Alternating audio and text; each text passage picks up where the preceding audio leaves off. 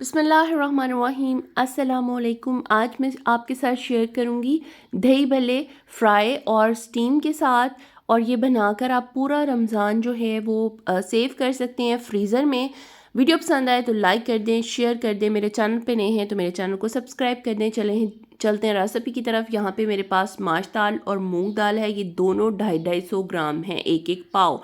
इनको मैंने overnight soak कर दिया और ये इंतहा सॉफ्ट हो चुकी हैं। इनको मैंने वॉश करके अच्छे से पानी निकाल कर रख लिया। इसमें जाएगा 1 खाने का चम्मच अजवाइन, 1 खाने का चम्मच नमक और 4 सब्ज़ मिर्चें। इसमें थोड़ा सा टेस्ट डेवलप करने के लिए और इसके अंदर मैं लहसुन अदरक डालूंगी, और वो मैं अभी छील रही थी तो मैं साथ ही प्लेट में रख लूँगी। और इसके बाद हम इसे करेंगे चॉपर में चॉप। आप जो जग होता है ना ब्लेंडर वाला, उसमें भी कर सकते हैं। यहाँ जी मैं चॉपर के अंदर माश दाल और मूंग दाल ऐड कर दूंगी, और इसके अंदर थोड़े थोड़े स्पाइसेस ऐड करके और पानी भी 1-1 और 2-2 चम्मच ऐड करके इसको चॉप कर लूँगी सारी दाल को। और जैसे ही ये सारी दाल चॉप हो जाएगी तो फिर इसको हम इसके चलेंगे नेक्स्ट स्टेप की तरफ। यहाँ पर जी दाल मैंने चॉप कर रही हूँ, और ये देखें ये दाल पीस ली है, इसको मैं यहाँ पर निकाल लूँगी। और जी इसके अंदर मैं पानी भी डाल रही थी, 1-1 2-2 चम्मच, ज़्यादा पानी नहीं डालना। आपका जो मिक्सचर है ना वो ज़्यादा पतला नहीं होना चाहिए, दानेदार साफ पिसा हुआ मिक्सचर चाहिए। तभी आपके भल्ले जो हैं ना वो अच्छे और मज़ेदार बनेंगे। यानी कि मिक्सचर ना ही ज़्यादा बारीक होना चाहिए और ना ही ज़्यादा पतला होना चाहिए। मिक्सर को हमने थोड़ा थोड़ा पानी 1-1 चम्मच पानी ऐड करके मैंने इसको ग्राइंड कर लिया। ये देखें इस तरह का ग्राइंड हुआ होना चाहिए। और अब मैं इसको निकाल लूँगी बाउल में। यहाँ पे जी ये सारा मिक्सचर मैंने ग्राइंड कर लिया। ये देखिए दानेदार सा मिक्सचर है। इसमें से थोड़ा सा मैं निकाल लूँगी जो मैंने अभी स्टीम करने हैं भल्ले, और बाकी में क्योंकि अभी देर है तो मैं मीठा सोडा जो है इसके अंदर ऐड करूँगी। यहाँ पे 1 पिंच जो है ना वो मैंने जस्ट मीठा सोडा ऐड करना है, और उसके बाद मैंने इसको हाथ की मदद से ना, या आप विस्क की मदद से भी कर सकते हैं, किसी चम्मच की मदद से भी कर सकते हैं, लेकिन मैं इसको हाथ की मदद से करूँगी। और एक ही साइड में आपने इसको घुमाते जाना है। थोड़ी देर बाद लगेगा कि इसका कलर थोड़ा चेंज हो गया और ये थोड़ा सा फ्लफ़ी हो गया।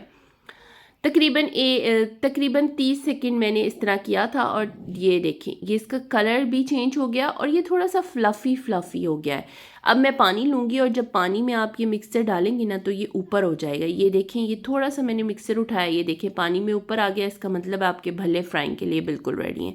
लेकिन मैं इन भल्लों को पहले स्टीम करूँगी। मेरे पास ये स्टील की छोटे छोटे बाउल्स हैं, मैंने इनको ऑयल से ग्रीस कर लिया है। अगर आपने फ्राइंग नहीं इस्तेमाल करने तो आप इन्हीं भल्लों को स्टीम करें, बल्कि स्टीम जो है वो ज़्यादा इजीली हो जाएगी। स्टीम में मैंने एक पतीले में स्टीमर प्लेट रख कर नीचे पानी डालकर 10 मिनट के लिए उसको पहले रख दिया है।